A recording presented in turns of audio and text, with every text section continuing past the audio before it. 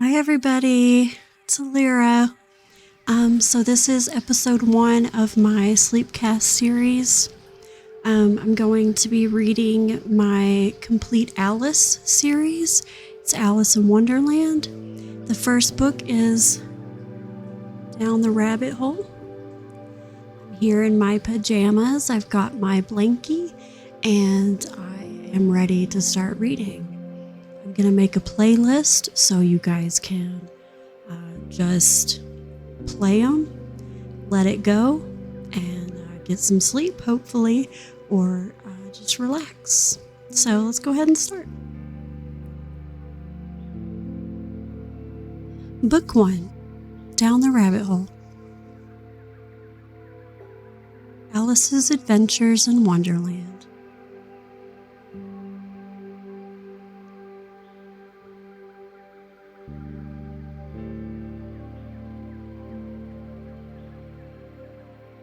Alice was beginning to get very tired of sitting by her sister on the bank and of having nothing to do. Once or twice she had peeped into the book her sister was reading, but it had no pictures or conversations in it. And what is the use of a book, thought Alice, without pictures or conversations? So she was considering in her own mind, as well as she could, for the hot day made her feel very sleepy and stupid, whether the pleasure of making a daisy chain would be worth the trouble of getting up and picking daisies. When suddenly a white rabbit with pink eyes ran close by her. There was nothing so very remarkable in that, nor did Alice think it was so very much out of the way to hear the rabbit say to itself, oh dear, I shall be too late." When she thought it over afterwards, it occurred to her that she ought to have wondered at this. But at the time, it all seemed quite natural. But when the rabbit actually took a watch out of its waistcoat pocket and looked at it and then hurried on, Alice started to her feet. For it flashed across her mind that she had never before seen a rabbit with either a waistcoat pocket or a watch to take out of it. And burning with curiosity, she ran across the field after it, and fortunately was just in time to see it pop down a large rabbit hole under the hedge. In another moment, down went Alice after it, never once considering how in the world she would get out again. The rabbit hole went straight on like a tunnel for some way, and then dipped suddenly down. So suddenly that Alice had not a moment to think about stopping herself before she found herself falling down a very deep well. Either the well was very deep, or she fell very slowly, for she had plenty of time as she went down to look about her and to wonder what was going to happen next. First, she tried to look down and make out what she was coming to, but it was too dark to see anything. Then she looked at the sides of the well and noticed that they were filled with cupboards and bookshelves. Here and there she saw maps and pictures hung upon pegs. She took down a jar from one of the shelves as she passed. It was labeled Orange Marmalade, but to her great disappointment it was empty. She did not like to drop the jar for fear of killing somebody, so managed to put it into one of the cupboards as she fell past it. Well, thought Alice to herself, after such a fall as this, I shall think nothing of tumbling down the stairs. How brave they'll all think me at home. Why, I wouldn't say anything about it even if I fell off the top of the house. Which was very likely true. Down, down, down. Would the fall never come to an end? I wonder how many miles I've fallen by this time, she said aloud. I must be getting somewhere near the center of the earth. Let me see. That would be 4,000 miles down, I think. For you see, Alice had learnt several things of this sort in her lessons in the schoolroom. And though this was not a very good opportunity for showing off her knowledge, as there was no one to listen to her, still, it was a good practice to say it over. Yes, that's about the right distance. But then I wonder what latitude or longitude I've got to. Alice had no idea what latitude was, or longitude either, but thought they were very nice, grand words to say. Presently, she began again. I wonder if I shall fall right through the earth. How funny it'll seem to come out among the people that walk with their heads downwards. The antipathies, I think. She was rather glad there was no one listening this time, as it didn't sound at all the right word. But I shall have to ask them what the name of the country is, you know. Please, ma'am, is this New Zealand or Australia? And she tried to curtsy as she spoke. Fancy curtsying as falling through the air. Do you think you could manage it? And what an ignorant little girl she'll think me. No, it'll never do to ask. Perhaps I shall see it written up somewhere. Down, down, down. There was nothing else to do, so Alice soon began talking again.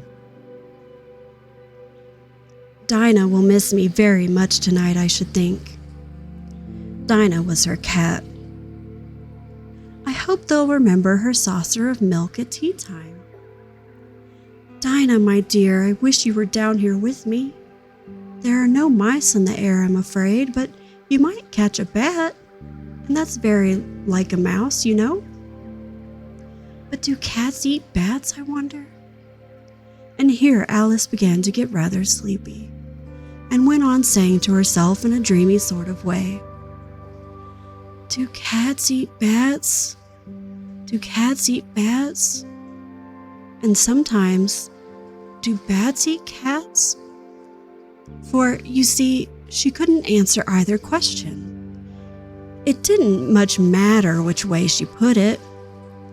She felt that she was dozing off and had just begun to dream that she was walking hand in hand with Dinah and saying to her very earnestly, Now, Dinah, tell me the truth. Did you ever eat a bat? When suddenly, thump, thump, down she came upon a heap of dry leaves, and the fall was over. Alice was not a bit hurt, and she jumped up onto her feet in a moment. She looked up, but it was all dark overhead. Before her was another long passage, and the white rabbit was still in sight, hurrying down it. There was not a moment to be lost. Away went Alice like the wind, and was just in time to hear it say as it turned a corner, Oh, my ears and whiskers, how late it's getting. She was close behind it when she turned the corner, but the rabbit was no longer to be seen. She found herself in a long, low hall, which was lit up by a row of lamps hanging from the roof. There were doors all around the hall, but they were all locked.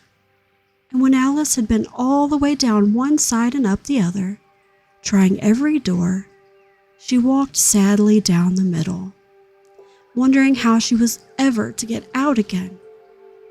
Suddenly she came upon a little three-legged table, all made of solid glass.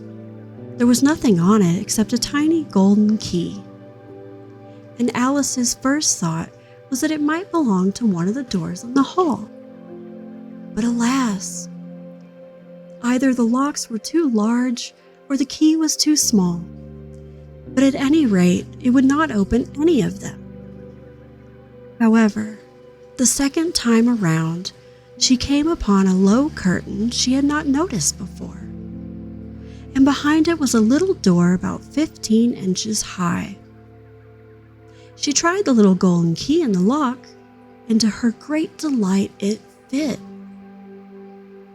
Alice opened the door and found that it led into a small passage, not much larger than a rat hole. She knelt down and looked along the passage into the loveliest garden she had ever seen. How she longed to get out of that dark hall and wander among those beds of bright flowers and those cool fountains. But she could not even get her head through the doorway. And even if my head would go through, thought poor Alice, it would be of very little use without my shoulders. Oh, how I wish I could shut up like a telescope. I think I could if I only knew how to begin. For, you see, so many out-of-the-way things had happened recently that Alice had begun to think that very few things were really impossible. There seemed to be no use in waiting by the little door, so she went back to the table, half hoping she might find another key on it, or at any rate a book of rules for shutting people up like telescopes.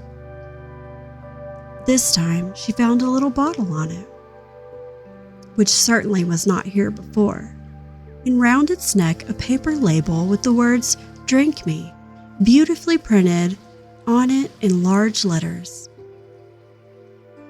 It was all very well to say "drink me," but the wise little Alice was not going to do that in a hurry. "No, I'll look first," she said, "and see whether it's marked poison or not." For she had read several nice little histories about children who had got burnt and eaten up by wild beasts, and many other unpleasant things, all because they would not remember the simple rules their friends had taught them, such as that a red-hot poker will burn you if you hold it too long, and that if you cut your finger very deeply with a knife, it usually bleeds. And she had never forgotten that if you drink much from a bottle marked poison, it is almost certain to disagree with you sooner or later. However, this bottle was not marked poison, so Alice ventured to taste it, and finding it very nice, it had in fact a sort of mixed flavor of cherry tart, custard, pineapple, roast turkey, toffee, and hot buttered toast. She very soon finished it off. "What a curious feeling," said Alice. "I must be shutting up like a telescope." And so it was indeed.